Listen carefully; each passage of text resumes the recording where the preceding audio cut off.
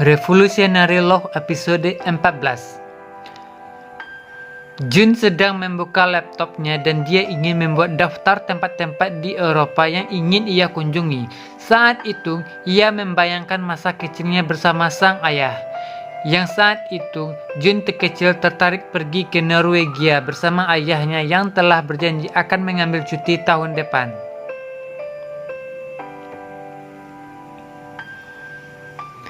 Jun kepikiran dia menghabiskan hidupnya untuk bekerja, tetapi tidak untuk dirinya sendiri. Untuk itu, ia memutuskan ingin melancong. Saat itu, dia mendengar kehebohan pencurian di kamar Ji-hoon dan Hyo. Setelah kejadian pencurian itu, Yong-hee mengobati luka pada Jang Chol-min. Jun penasaran siapa yang diincar. Saat balik, Jun mendengar dari luar rumah tentang sedikit pembicaraan mereka, lalu menanyakan mereka sedang apa.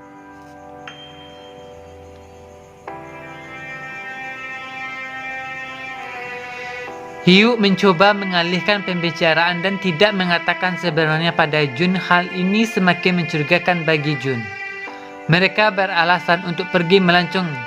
Selain itu, Ji-hoon juga akan mengajak Jun. Tak hanya itu, ternyata Jun juga ingin mengajak Yong-hee dan dia menyarankan Tuan Seribu atau Jang Chol-min.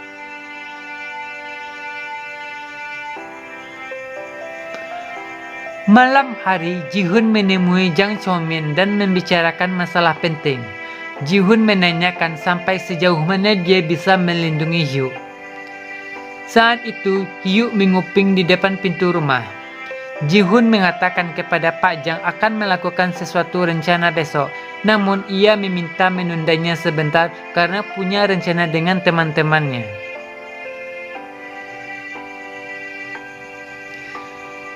Hyo balik ke kamarnya dan mulai penasaran dengan perkataan Ji-hoon sebelumnya, termasuk apa yang sebenarnya ada di laptop itu. Ia jadi teringat perkataan Pak Sol. Pagi-pagi sekali, Hyo menemui Pak Sol. Jang Chol-min melapor ke atasannya untuk menundanya sebentar dan tetap pada rencananya hari ini. Sedangkan jaksa Wang Myung-song mengetahui hal ini dan langsung menelepon Woo-sung bahwa mata-mata itu akan bergerak hari ini, tetapi ia tidak mengetahui identitas dari Pak Jang.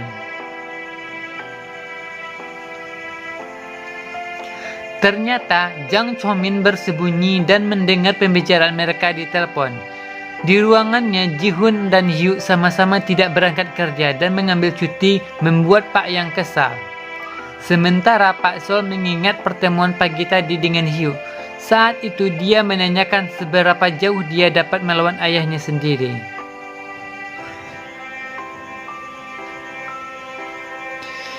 Hyo mulai menyadari bahwa orang-orang yang ia kira menghormati ayahnya adalah salah.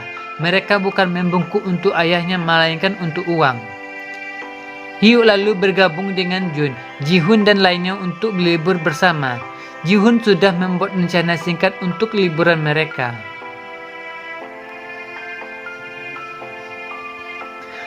Mereka pergi panjat tebing bersama.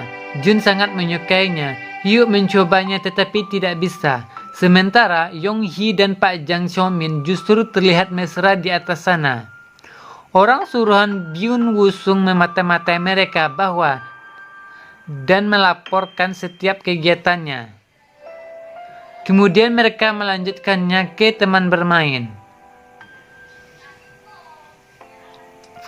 Mereka sangat senang, sementara Woo-sung penasaran apa yang sebenarnya anak-anak itu lakukan.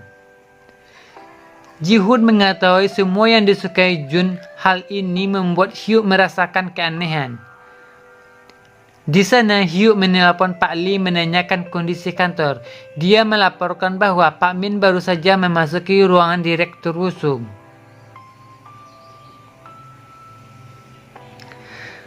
Setelah dari sana, mereka melanjutkan ke tempat karaoke dan nyanyi bersama. Hyo juga mulai tahu kalau sebenarnya wanita yang Ji-hoon sukai adalah Jun. Di sisi lain, Jung Yo-jin datang ke loteng atas kamar Jun. Di sana ia melihat ibunya Jun yang ingin segera pindah secepat mungkin dari sana. Dia menanyakan apa kesalahan Hyuk hingga membuatnya tidak suka, padahal ibunya Hyuk benar-benar suka dengan orang seperti Jun. Dia tidak tahu maksud dari ibunya Jun.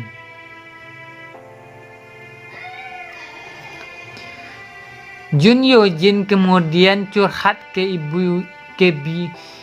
Byun Gung Hee tentang hal ini.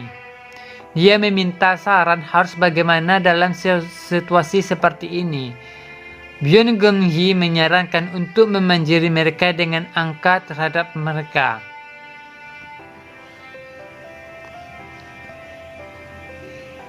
Setelah pulang, tiba-tiba perut Hyuk terasa sakit.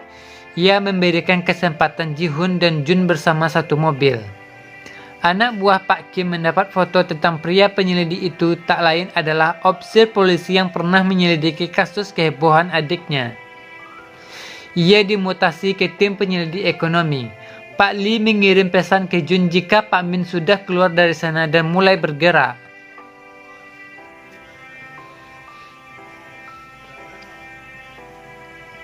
Hyuk memilih menyetir mobil. Dia bersama Yong Hee dan Jang Chol-min dalam satu mobil. Hyuk sadar kalau dia sedang diikuti. Setelah menghentikan mobil, pria itu mengaku disuruh oleh Direktur Byun. Jun dan Ji-hoon sudah sampai dan menelpon Hyuk, tetapi ia menjawab kalau dia akan kembali ke Seoul karena ada urusan. Dia tak ingin mengecewakan wanita yang ia cintai maupun kawan yang ia sangat sayangi. Ji-hoon dan Jun melihat bintang bersama berdua. Saat itu Ji-hoon membicarakan rasa penyesalannya waktu Jun menyatakan cinta terhadapnya. Dia tak membalas karena gugup dan setelah itu ia justru tidak dapat memperbaikinya. Namun sekarang ia mencoba tidak apa-apa dan berusaha baik-baik saja. Ji-hoon lalu meninggalkan Jun sendirian. Akhirnya Jun tahu kalau wanita yang Ji-hoon sukai adalah dirinya. Jun keluar dan Yong Hee bersama Jang Chol-min baru saja datang. Ji-hoon meninggalkan pesan ke Jang Chol-min bahwa dia pergi bergerak terlebih dahulu. Tetapi dalam perjalanannya ia dicegat oleh 4 mobil dan segerombolan orang suruhan Pak Kim dan Woo Sung. Jang Chol-min bersama lainnya merasa cemas. Ia menghubungi Hyuk dan menanyakan di mana posisinya berada karena Ji-hoon tidak dapat mereka hubungi.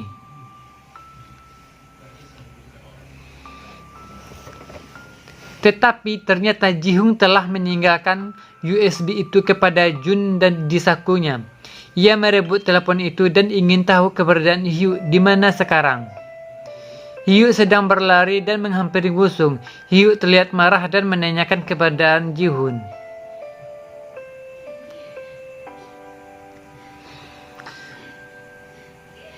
Di sisi lain, Ji-hoon babak belur karena sedang dihajar oleh anak buah Pak Min.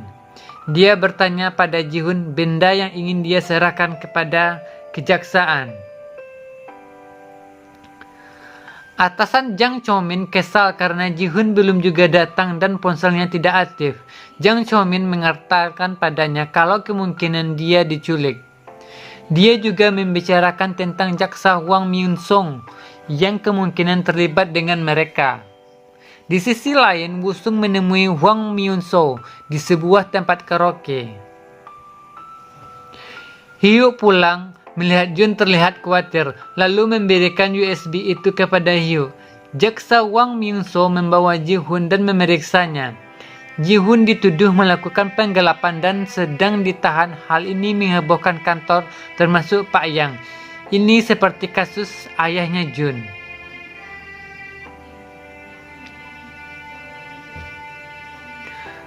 Sementara itu, pimpinan Byung menyuruh Woo Sung untuk mencegah hal ini terjadi lagi dan mencabut semua permasalahan sampai akarnya. Hyuk berbicara berdua dengan Pak Seol. Pak Seol menyerahkan sebuah dokumen data penggelapan yang bisa Hyuk bawa ke kantor kejaksaan maupun untuk membuat kesepakatan kepada pimpinan agar bisa membebaskan Ji-hoon kapan saja.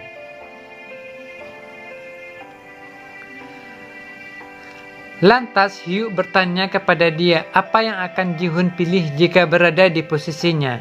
Hyuk teringat perkataan Ji-hoon bahwa dia harus menyelesaikan apa yang dia mulai.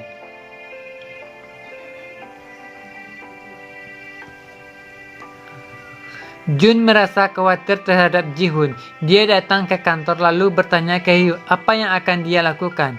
Ji-hoon mengatakan kalau dia akan memilih jalan di mana tidak ada yang terluka.